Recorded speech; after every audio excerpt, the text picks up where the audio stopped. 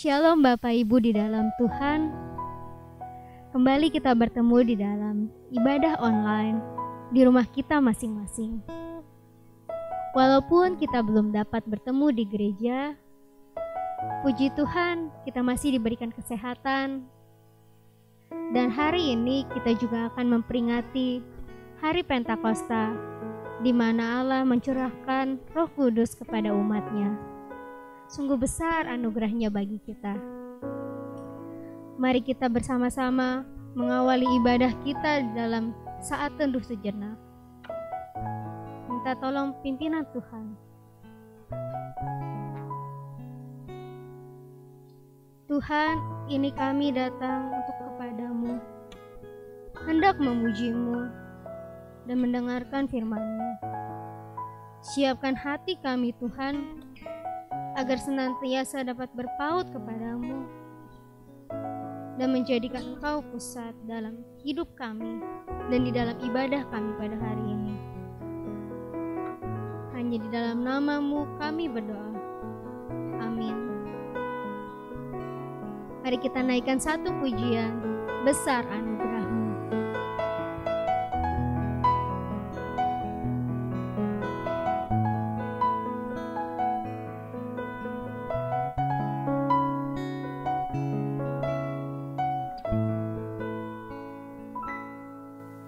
Ku ada sebagai mana ku ada, berdiri menghadap tatamu Bapa. Semua karena anugerah-Mu yang telah selamatkanku.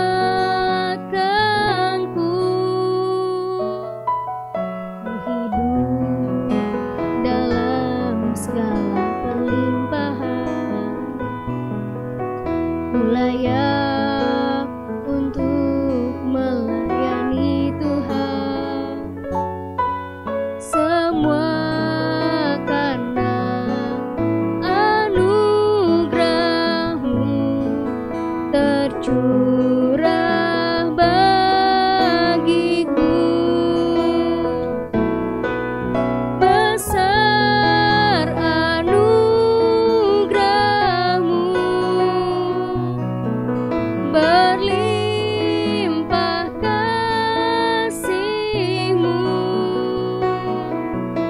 Semakin hari semakin bertambah besar anugerah-Mu.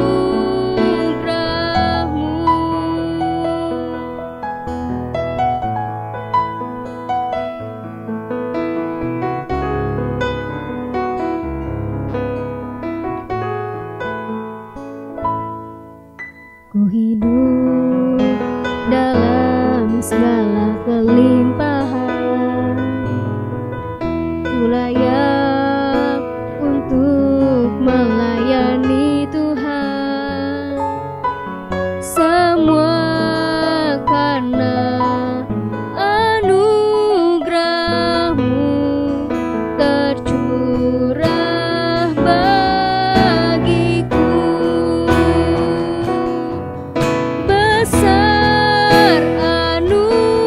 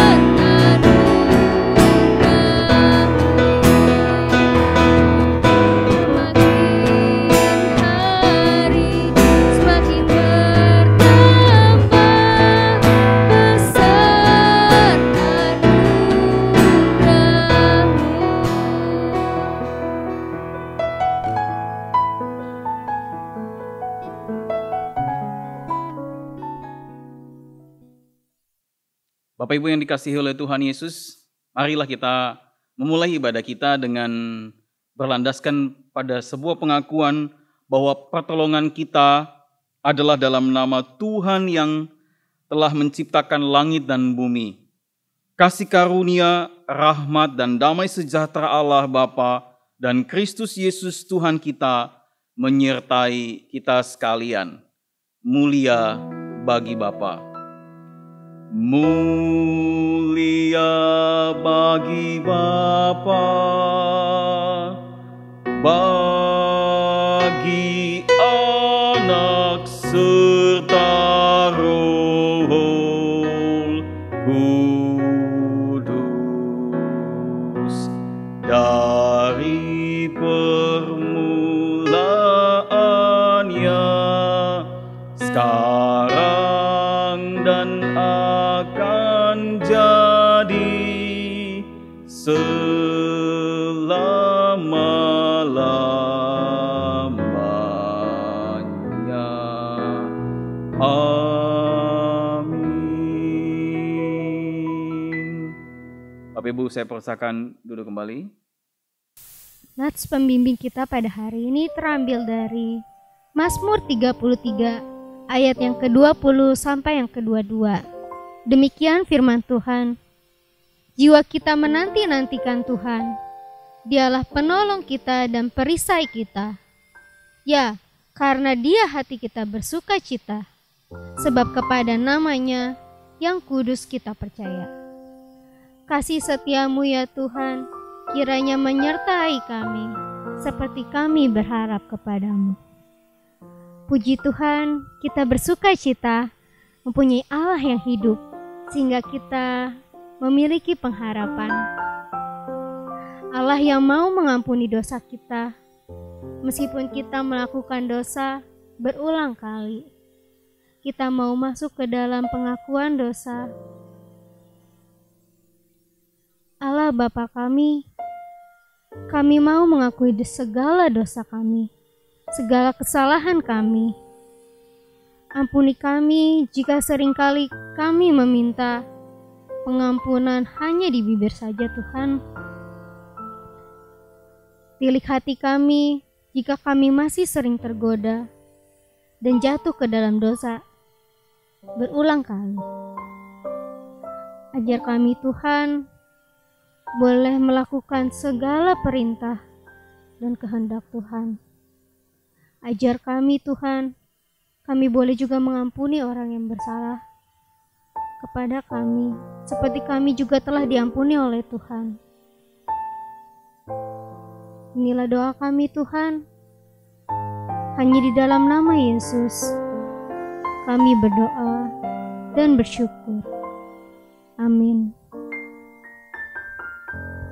Setelah pengampunan dosa yang diberikan oleh Tuhan, kita mendapatkan berita anugerah yang terambil dari Roma 8 ayat yang ke-38 sampai yang ke-39.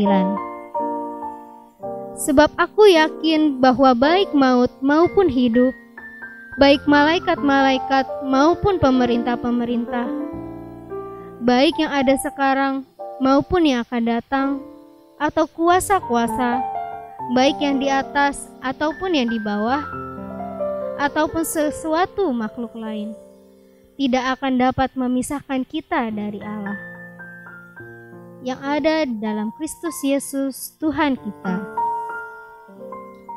Dan juga Tuhan memberikan petunjuk hidup baru di dalam 1 Petrus 4 ayat yang ke-10 dan ke-11.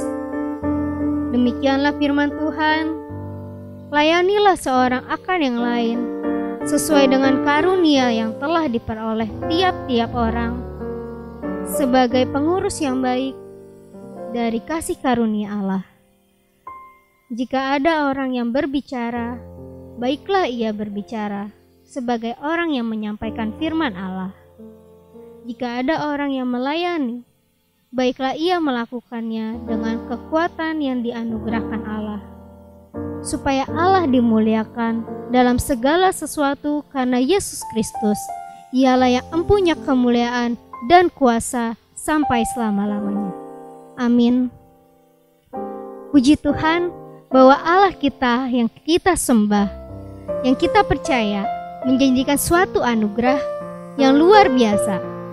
Asal kita mau menerimanya, Dia ada di dalam kita dan kita ada di dalamnya. Dan supaya kita melayani Dia sesuai talenta yang dianugerahkannya untuk kemuliaannya. Sebelum masuk ke dalam firman Tuhan, marilah kita naikkan satu pujian, Indah Bersamamu.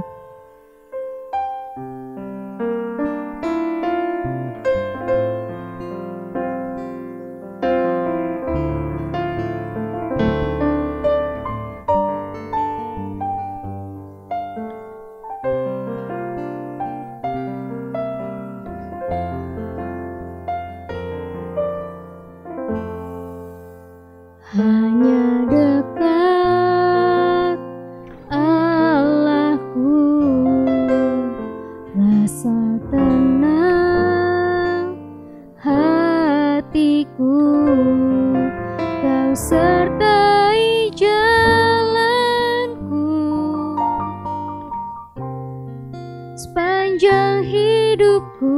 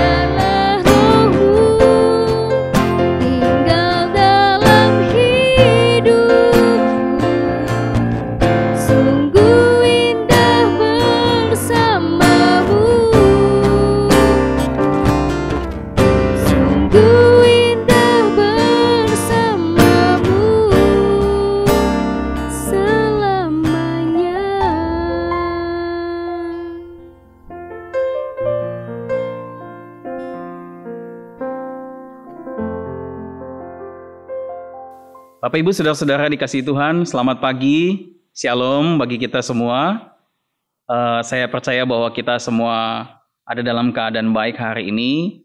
Itu semua karena kasih karunia dan kebaikan Tuhan kepada kita. Kita akan mendengarkan firman Tuhan bersama-sama, namun sebelumnya saya mengajak kita untuk berdoa terlebih dahulu, meminta pimpinan Tuhan bagi kita. Mari kita berdoa. Terima kasih Tuhan untuk kebaikan-Mu, kemurahan-Mu yang boleh kami terima dalam hidup kami. Dan pada pagi hari ini, satu kali lagi kesempatan Tuhan berikan kepada kami untuk bertemu dengan Tuhan melalui firman-Mu. Kami mohon kiranya Engkau menilik hati kami, membukakan pikiran kami, supaya kami dapat memahami dan mengenal kehendak-Mu dalam hidup kami. Terima kasih Tuhan, pimpin kami semua, baik hamba-Mu yang menyampaikan, bahkan setiap jemaat yang akan mendengarkan firman-Mu di tempat mereka masing-masing. Terima kasih Tuhan, kami sungguh berdoa dan menyerahkan waktu ini sepenuhnya dalam pimpinan Roh Tuhan. Amin. Bapak Ibu yang dikasihi oleh Tuhan, tema kita pagi hari ini adalah kita satu di dalam Roh.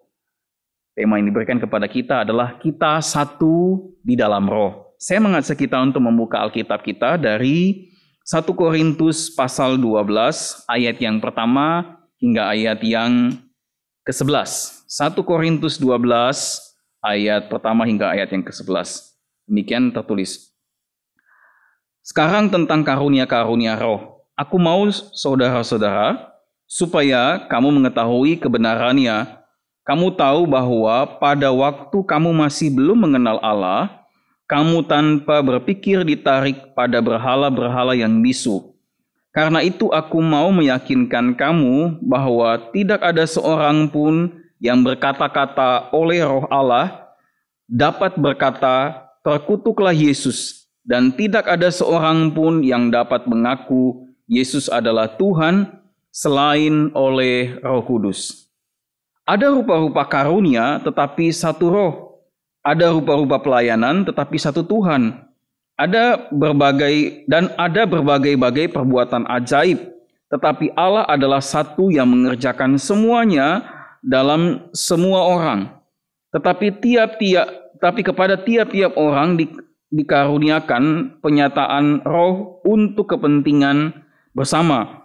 Sebab kepada yang seorang Roh memberikan karunia untuk berkata-kata dengan hikmat, dan kepada yang lain Roh yang sama memberikan karunia berkata-kata dengan pengetahuan. Kepada yang seorang Roh yang sama memberikan iman, dan kepada yang lain Ia memberikan karunia untuk menyembuhkan. Kepada yang seorang Roh memberikan kuasa untuk mengadakan mujizat, dan kepada yang lain Ia memberikan karunia untuk bernubuat, dan kepada yang lain Ia memberikan karunia untuk membedakan bermacam-macam roh. Kepada yang seorang Ia memberikan karunia untuk berkata-kata dengan bahasa roh, dan kepada yang lain Ia memberikan karunia untuk menafsirkan bahasa roh itu. Tetapi semuanya ini dikerjakan oleh Roh yang satu dan yang sama, yang memberikan karunia kepada tiap-tiap orang secara khusus seperti yang dikehendakinya. Bapak Ibu Saudara-saudara yang dikasihi oleh Tuhan, hari ini kita mengingat kembali, atau hari ini kita memperingati Hari Pentakosta, di mana kita dapat mengingat kembali apa yang Allah kerjakan di masa lampau, yaitu pencurahan Roh Kudus. Peristiwa ini mengingatkan kita akan janji Tuhan Yesus tentang penghibur dan penolong kita, yaitu Roh Kudus. Sekaligus juga memberikan penegasan kepada kita bahwa Ia selalu hadir di tengah-tengah hidup kita. Ketika kita jatuh di dalam dosa, Allah Roh Kuduslah yang mengingatkan dan menginsyafkan kita. Ketika kita lemah, putus asa dalam pergumulan, Allah Roh Kuduslah yang memampukan kita untuk tetap beriman kepadanya. Bapak Ibu Saudara-saudara yang dikasihi oleh Tuhan, namun kita bersama akan melihat dan berkaca dari jemaat di Korintus. Bisa dikatakan bahwa jemaat ini adalah jemaat yang cukup maju dalam pekerjaan Tuhan. Namun tidak bisa dipungkiri Bapak Ibu yang dikasihi Tuhan Yesus, bahwa pada saat Paulus menulis surat ini, keadaan jemaat pada saat itu sedang mengalami terpecah belah.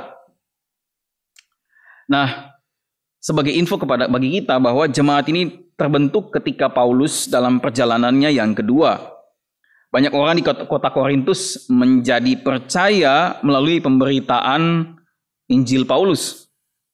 Paulus tinggal selama 18 bulan di kota Korintus, kemudian digantikan oleh Apolos. Sejak saat itu jemaat perkembangannya semakin maju. Nah, namun ada satu persoalan yang muncul di tengah-tengah jemaat yang menyebabkan perpecahan. Adalah pendapat yang berbeda mengenai karunia Roh Kudus. Jemaat saling berselisih karena perbedaan-perbedaan pendapat yang mereka punya tentang karunia-karunia Roh Kudus. Yang satu merasa lebih baik daripada yang lain. Yang satu merasa lebih hebat daripada yang lain karena dia mempunyai karunia tertentu. Sehingga jemaat berlomba-lomba untuk menampilkan diri bahwa dirinya itu jauh lebih baik. Tapi di lain sisi juga ada orang-orang yang merasa minder karena ternyata karunia ini tidak spektakuler jemaat-jemaat yang lain yang memiliki karunia yang seperti demikian. Maka Paulus merasa perlu untuk mengingatkan mereka. Misi Allah menjadi tidak tercapai karena keegoisan mereka. Bapak Ibu Saudara-saudara, dalam bagian ini kita akan melihat bersama apa saja sih nasihat Paulus yang diberikan kepada jemaat terkait persoalan yang sedang mereka hadapi saat itu. Kemudian kita akan bersama-sama kita akan melihat bersama-sama, kita akan menghubungkan dengan kehidupan kita pada masa kini atau relevannya apa buat kita, Bapak Ibu yang dikasihi Tuhan. Nah, mari saya mengajak kita untuk melihat bersama-sama apa saja yang menjadi nasihat Paulus bagi jemaat di Korintus. Yang pertama, nasihat yang pertama, kalau kita memperhatikan ayat yang kedua dan ayat yang ketiga, Paulus mengatakan bahwa kamu tahu bahwa pada waktu kamu masih belum mengenal Allah, kamu tanpa berpikir ditarik kepada berhala-berhala yang bisu, karena aku mau meyakinkan kamu bahwa tidak ada seorang pun yang berkata-kata oleh Roh Allah dapat berkata terkutuklah Yesus, dan tidak seorang pun yang dapat mengaku Yesus adalah Tuhan selain oleh Roh Kudus. Nah, Bapak Ibu, dari ayat yang kedua dan ayat yang ketiga ini, Paulus memulai mengingatkan mereka dari hal yang paling esensi, yaitu mereka bisa menjadi percaya adalah karena pekerjaan Roh Kudus. Roh Kuduslah yang menginsafkan mereka akan dosa. Roh Kuduslah yang membuka pintu hati mereka untuk mengakui dan menerima Yesus adalah Tuhan. Artinya, semua bermula dari kasih karunia Allah bagi mereka. Nah, tujuan dari nasihat Paulus yang pertama ini adalah supaya mereka sadar siapa diri mereka. Bahwa mereka adalah orang-orang berdosa yang dianugerahkan pengampunan. Mereka adalah orang-orang berdosa yang kemudian diangkat menjadi anak Allah, yang kemudian dipakai itu untuk pekerjaan Tuhan yang mulia. Maka Bapak Ibu dikasihi Tuhan, dari nasihat Paulus ini mengajarkan mereka bahwa tidak ada yang perlu dibanggakan dari diri mereka atas apa yang telah mereka lakukan mungkin di dalam kehidupan bergereja pada masa itu. Mereka tidak perlu berbangga dan merasa diri mereka jauh lebih hebat, dan tidak ada yang perlu dibanggakan dari diri mereka karena apa yang mereka lakukan dalam pekerjaan Tuhan. Bapak Ibu yang dikasihi Tuhan, masing-masing orang dibawa untuk kembali mengingat siapa dirinya di hadapan Tuhan. Semua orang adalah orang-orang yang diberikan kemurahan Tuhan. Jadi sekali lagi, nasihat Paulus yang pertama untuk membawa mereka kembali supaya mereka mengingat kembali siapa diri mereka di hadapan Tuhan. Bahwa mereka adalah orang-orang yang juga menerima kasih karunia Tuhan. Mereka adalah orang-orang yang diberi kemurahan oleh Tuhan. Bapak Ibu yang dikasihi Tuhan, yang kedua, nasihat Paulus yang kedua untuk jemaat di Korintus. Kita memperhatikan ayat yang keempat dan juga ayat yang keenam. Di situ ditulis Paulus bahwa ada rupa-rupa karunia tetapi satu roh. Ada rupa-rupa pelayanan tetapi satu Tuhan. Dan ada berbagai-bagai perbuatan ajaib, tetapi Allah adalah satu yang mengerjakan semuanya dalam semua orang. Bapak Ibu dikasihi Tuhan, Paulus ingin memberikan penekanan bahwa meskipun tiap-tiap orang punya karunia berbeda, namun bersumber dari pribadi yang sama. Jadi nasihat Paulus yang kedua ini adalah untuk mengingatkan jemaat di Korintus bahwa karunia yang mereka punya itu bersumber dari pribadi yang sama. Maka sangat ironis jika jemaat kemudian selisih paham hanya karena merasa yang satu lebih baik daripada yang lain. Ibaratnya begini ya Bapak Ibu, ada dua orang pedagang yang menjual barang dari supplier yang sama. Kemudian masing-masing mereka merasa bahwa mereka menjual barang yang lebih baik daripada yang lain. Si A merasa bahwa dia menjual barang yang lebih baik daripada si B. Begitupun sebaliknya. Padahal mereka menjual barang dari supplier yang sama. Nah, Bapak Ibu yang dikasihi oleh Tuhan, itu nasihat Paulus yang kedua. Dia ingin mengingatkan bahwa tidak perlu untuk menjadi selisih paham, tidak perlu untuk menjadi merasa yang satu lebih baik daripada yang lain.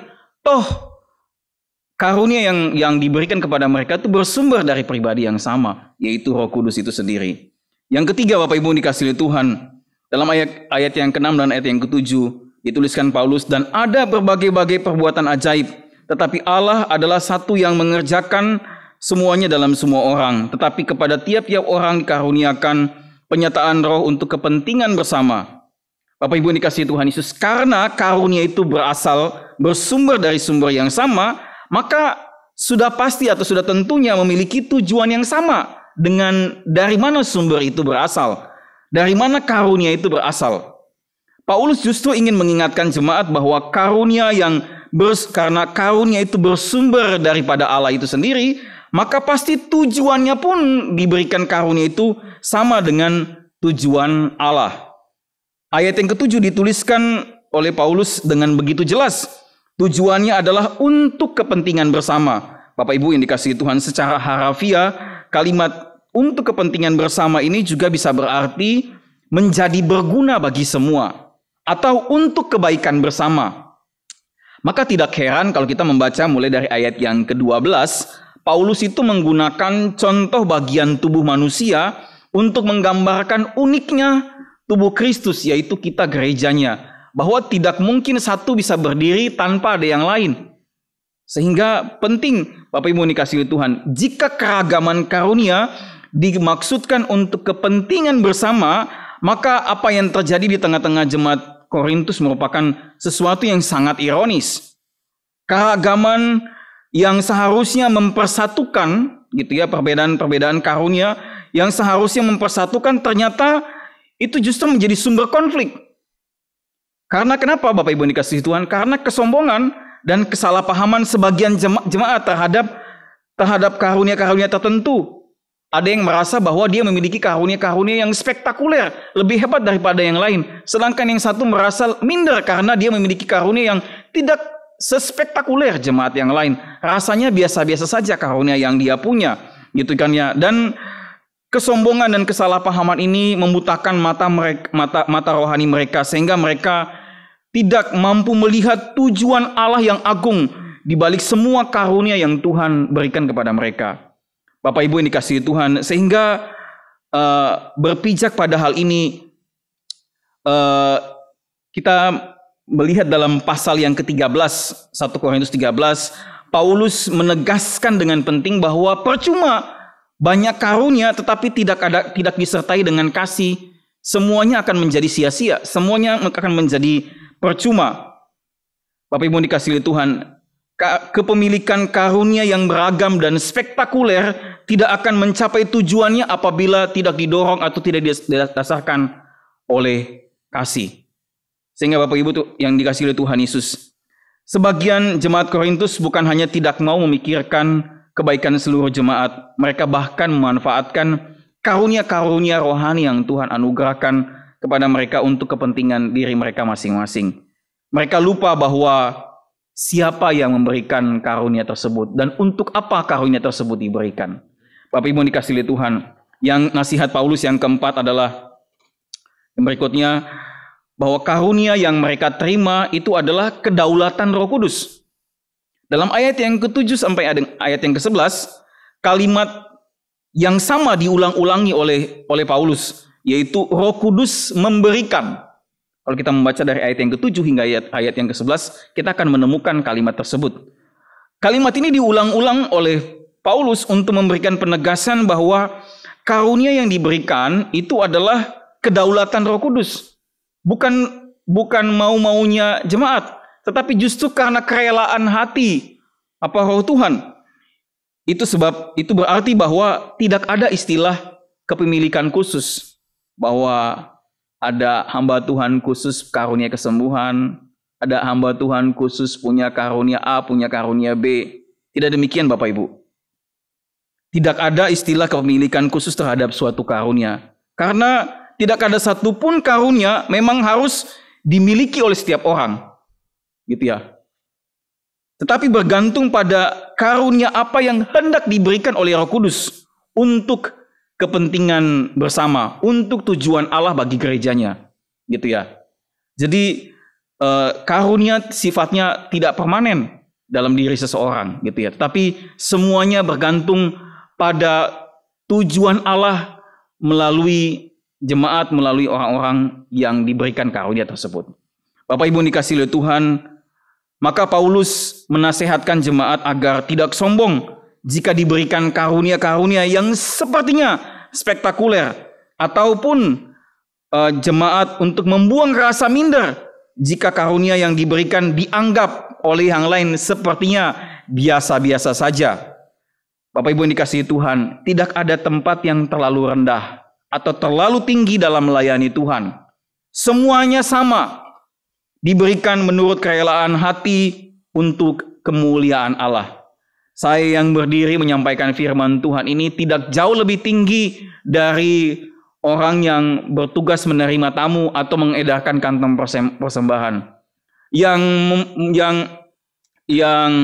mengoperasikan LCD tidak jauh lebih rendah daripada yang memimpin pujian di depan. Semuanya sama di hadapan Tuhan. Karena semua kita diberikan karunia, dikasih keistimewaan, kesempatan yang sama untuk melayani Tuhan kita.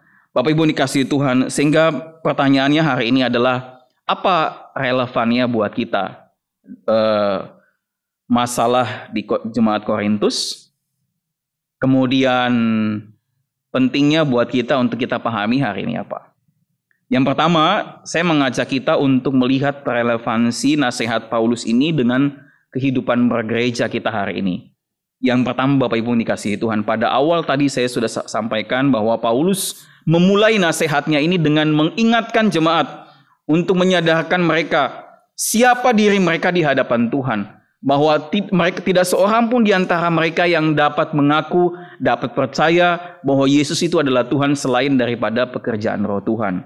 Sehingga hari ini yang pertama pelajaran penting bagi kita bahwa hari ini setiap kita bisa menjadi percaya, menerima Yesus sebagai Tuhan hanya oleh karena anugerah, hanya oleh karena pekerjaan Roh Kudus itu sendiri. Itu Roh Kudus itu sendirilah yang membuat kita, yang membuka hati kita untuk kita menjadi percaya kepada Dia. Sehingga Bapak Ibu dikasihi Tuhan, yang kedua, dalam kehidupan kita bergereja sebagai anak-anak Tuhan, kita mempunyai panggilan atau pekerjaan khusus di tengah-tengah dunia hari ini. Bahwa Tuhan setelah kita dipanggil untuk menjadi percaya kepada Dia, diangkat menjadi anaknya, tidak hanya berhenti sampai di situ, tetapi Tuhan memberikan kepada kita tanggung jawab. Itu sebabnya Dia memperlengkapi kita dengan karunia-karunia untuk melayani Dia, gitu ya. Sehingga kita harus ingat bahwa karena Tuhan memperlengkapi kita, maka kita punya pekerjaan khusus di tengah-tengah dunia hari ini, yaitu menjadi saksi Kristus. Orang lain perlu merasakan sorga ketika kita hadir, bukan neraka ketika kita hadir. Bapak Ibu dikasihi Tuhan, orang lain perlu melihat siapa itu Yesus melalui apa yang kita kerjakan dalam pelayanan yang kita kerjakan di tengah-tengah kehidupan bergereja. Yang ketiga Bapak Ibu yang dikasihi oleh Tuhan, relevannya untuk dalam kehidupan kita bergereja, bahwa kita tidak bisa sendirian mengerjakan pekerjaan Tuhan. Masing-masing kita diberikan karunia. Setiap karunia adalah tanggung jawab, sehingga tidak mungkin semua orang itu memiliki karunia yang sama. Karena karunia yang berbeda-beda itu dipakai oleh Tuhan supaya kita bisa mengerjakan pekerjaannya dengan jauh lebih baik. Sehingga Bapak Ibu dikasihi Tuhan, tidak seorang pun di antara kita yang bisa mengerjakan pekerjaan Tuhan. Sehingga pada kesempatan ini bukan tendensius, tapi saya berharap Bapak Ibu jemaat yang dikasihi Tuhan juga melihat kehidupan kita bergereja ini merupakan sebagai kesempatan bagi kita untuk sama-sama melayani Tuhan. Dengan apa yang ada pada kita, dengan apa yang Tuhan karuniakan kepada kita, mari bersama-sama kita melayani Tuhan. Apalagi sebentar lagi ada pergantian majelis periode yang lama ke periode yang baru. Bapak Ibu yang dikasihi Tuhan, saya berharap juga kita juga ikut terlibat, bukan hanya mendoakan, tetapi kalau Tuhan panggil Bapak Ibu, di antara Bapak Ibu ada yang ingin terlibat dalam melayani pekerjaan Tuhan sebagai majelis, silakan.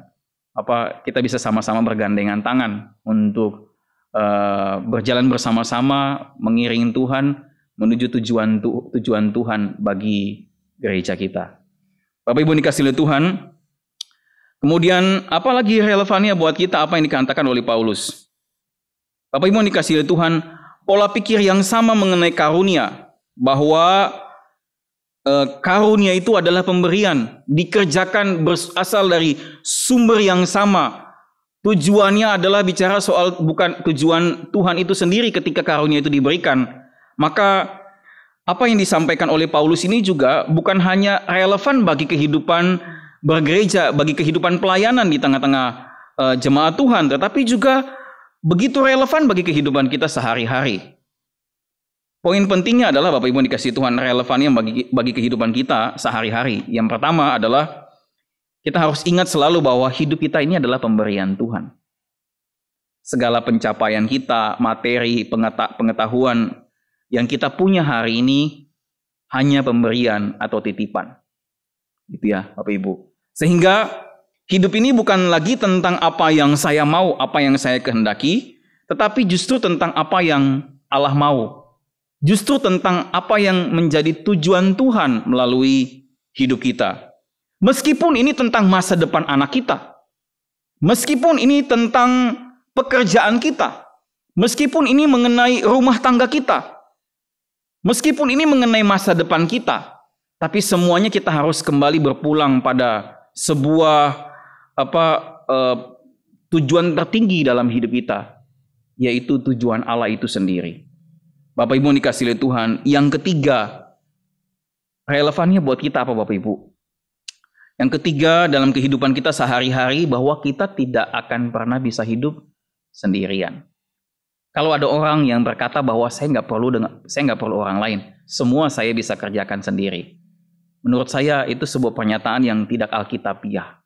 Karena justru Tuhan menjadikan kita itu hidup berdampingan satu dengan yang lain, ada kelebihan, ada kekurangan, supaya kita bisa saling menopang, saling mendukung, saling melayani, saling mendukung satu dengan yang lain dalam hidup ini. Bapak Ibu dikasihi Tuhan, sehingga jangan terlalu merasa bangga bahwa semua kita bisa kerjakan sendiri.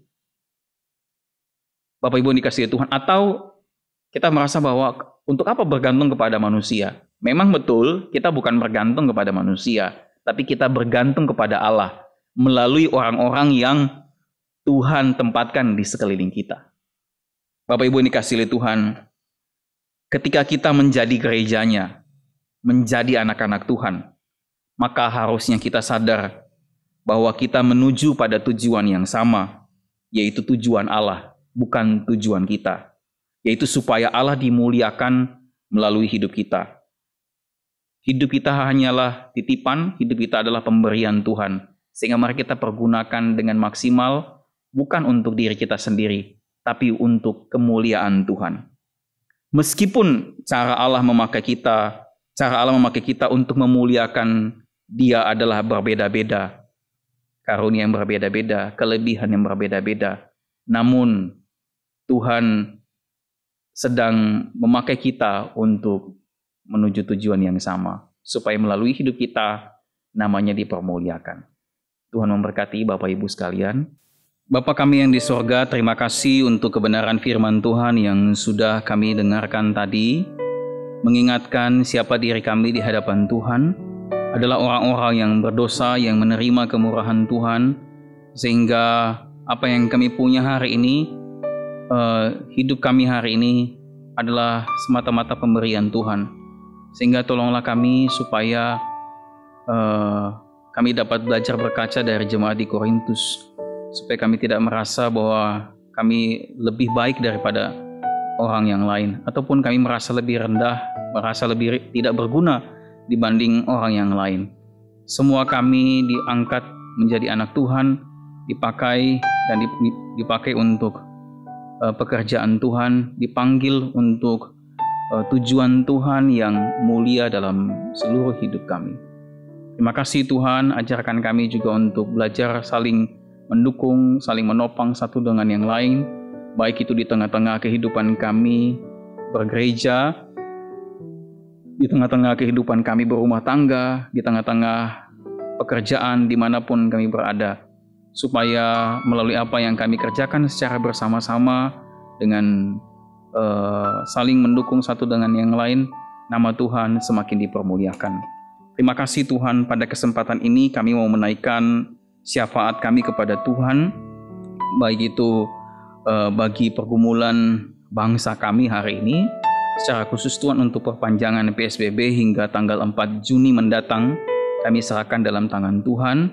Kami berdoa Tuhan untuk setiap masyarakat agar dapat mematuhi dengan serius untuk peraturan pemerintah PSBB tersebut, sehingga tidak ada korban yang meningkat secara signifikan, sehingga ini memberikan dampak yang positif bagi perkembangan bangsa kami. Kami mohon pertolongan Tuhan bagi setiap aparat pemerintahan yang berusaha untuk mengatur dan juga mengendalikan kondisi yang ada pada hari ini. Tuhan, kami sungguh percaya bahwa meskipun segalanya kelihatan di luar kendali kami, namun kami sungguh percaya bahwa kami punya Allah yang tetap pegang kendali atas segala sesuatu yang sedang terjadi di tengah-tengah bangsa kami.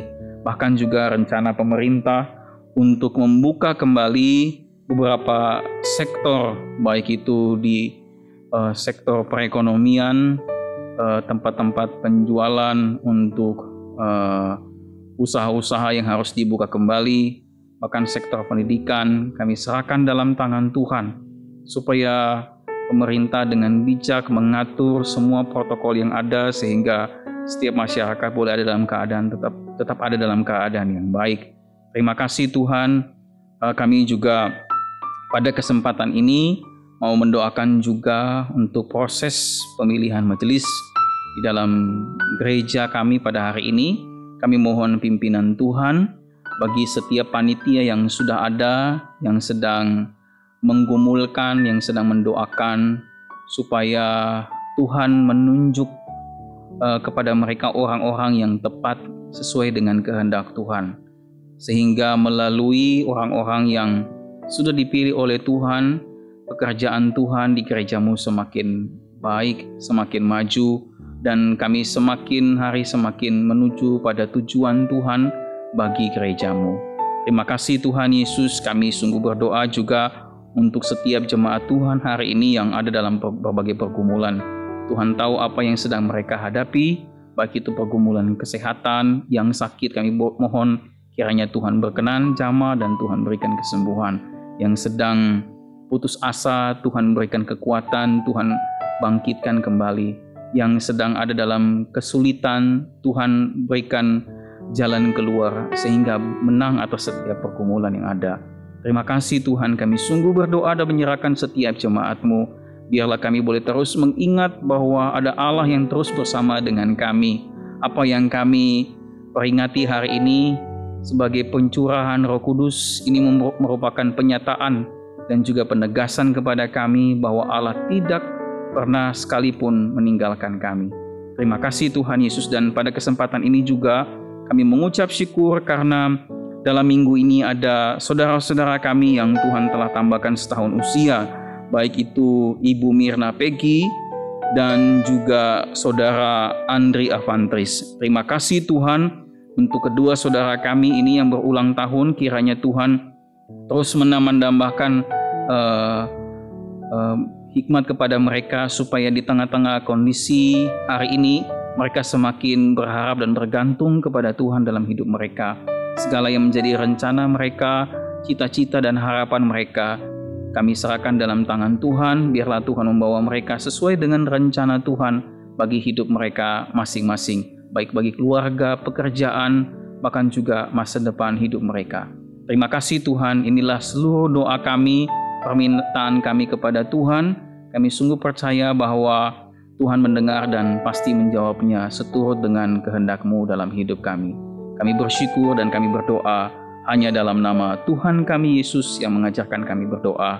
Bapa kami yang di sorga, dikuduskanlah nama-Mu, datanglah kerajaan-Mu di bumi seperti di sorga. Berikanlah kami pada hari ini makanan kami yang secukupnya, dan ampunilah kami akan kesalahan kami, seperti kami juga mengampuni orang yang bersalah kepada kami. Dan janganlah membawa kami ke dalam pencobaan, tapi lepaskanlah kami daripada yang jahat. Karena Engkaulah yang mempunyai kerajaan dan kuasa dan kemuliaan sampai selama-lamanya. Amin. Bapak Ibu Saudara, saya undang untuk bangkit berdiri. Kita akan mengikrarkan iman kepercayaan kita yang berbunyi demikian. Aku percaya kepada Allah, Bapa yang Maha Kuasa, Khalik langit dan bumi, dan kepada Yesus Kristus, Anaknya yang tunggal Tuhan kita, yang dikandung dari Roh Kudus, lahir dari anak darah Maria, yang menderita di bawah pemerintahan Pontius Pilatus, disalibkan, mati dan dikuburkan, turun ke dalam kerajaan maut. Pada hari yang ketiga, bangkit pula dari antara orang mati, naik ke surga, duduk di sebelah kanan Allah, Bapa yang Maha Kuasa. Dan dari sana Ia akan datang untuk menghakimi orang yang hidup dan yang mati. Aku percaya kepada Roh Kudus, gereja yang kudus dan am, persekutuan orang kudus, pengampunan dosa, kebangkitan orang mati, dan hidup yang kekal. Amin. Tiba waktunya bagi kita untuk memberikan persembahan kepada Tuhan. Ayat persembahan pada hari ini terambil dari 1 Tawarik 16 ayat yang ke-29. Berilah kepada Tuhan kemuliaan namanya. Bawalah persembahan dan masuklah menghadap Dia. Sujudlah menyembah kepada Tuhan dengan berhiaskan kekudusan. Persembahan dapat dikirimkan melalui transfer ke rekening GKBI dengan nomor yang tertera pada layar, atau dapat memasukkan ke dalam kotak di gereja di ruang kasih.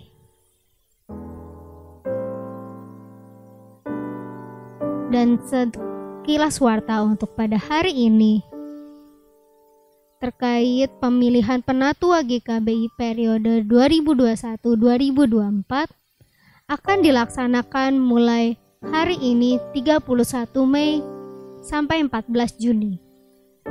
Form pemilihan pencalonan penatua akan dibagikan dan akan diinformasikan lebih lanjut oleh Sekretariat GKBI. Kita telah mendengarkan firman Tuhan. Sebelum kita mengakhiri ibadah kita pada hari ini, mari kita menjalani aktivitas kita setelah ini sesuai dengan firman-Nya. Berilah hati kita, tubuh kita, seturut kehendak-Nya. Mari kita menyanyikan pujian, Berikan ku hati.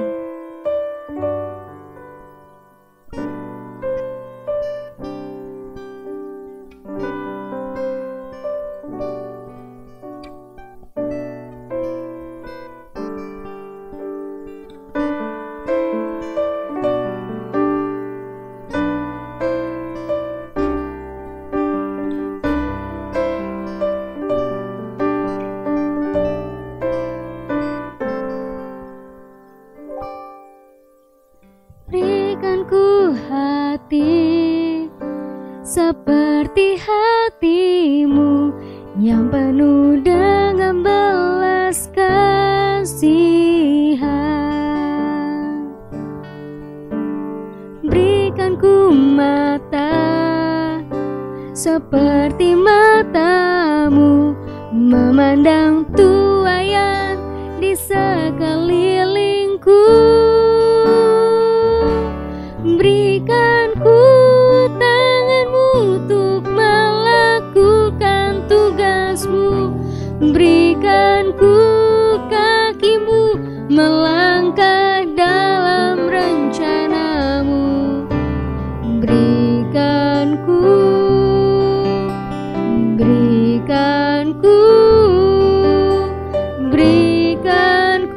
hatimu.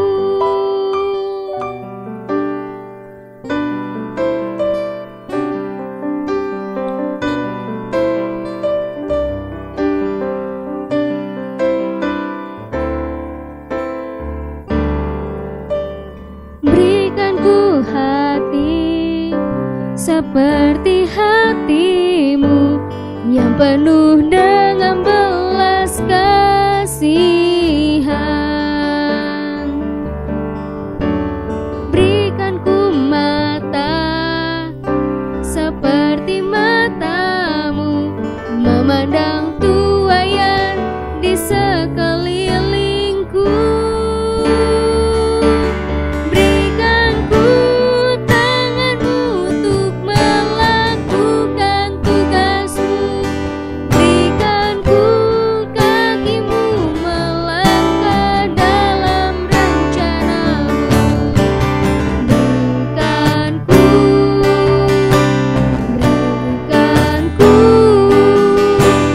Berikanku hatimu. Berikanku tanganmu untuk melakukan tugasmu. Berikanku kakimu melangkah dalam rencanamu.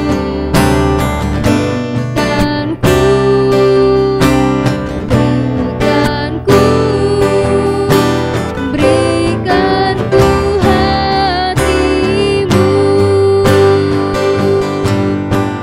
Berikanku hatimu.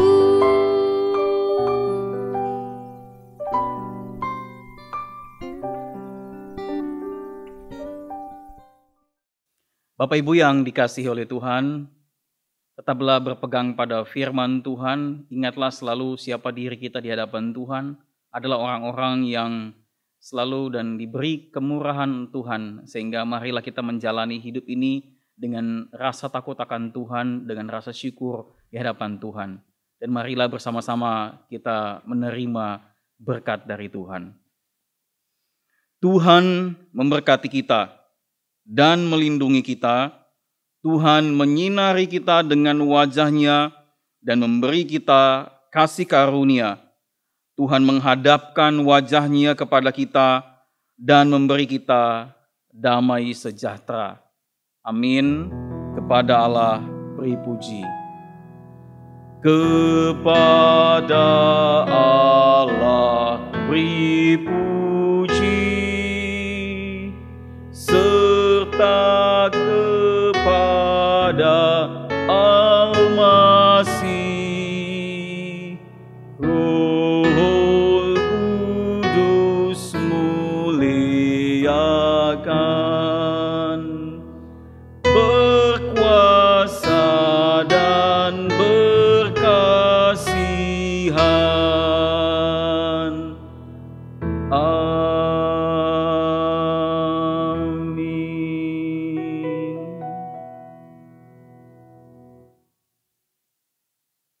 Bapak Ibu disilakan untuk saat teduh sejenak. Bapak Ibu yang dikasihi oleh Tuhan, di tengah-tengah masa atau kondisi yang sulit ini seharusnya tidak menghalangi kita untuk melayani Tuhan melalui hal-hal yang kecil. Mulai dari keluarga kita, tempat di mana kita ada bersama dengan keluarga, melayani suami, istri, anak-anak dengan penuh sukacita.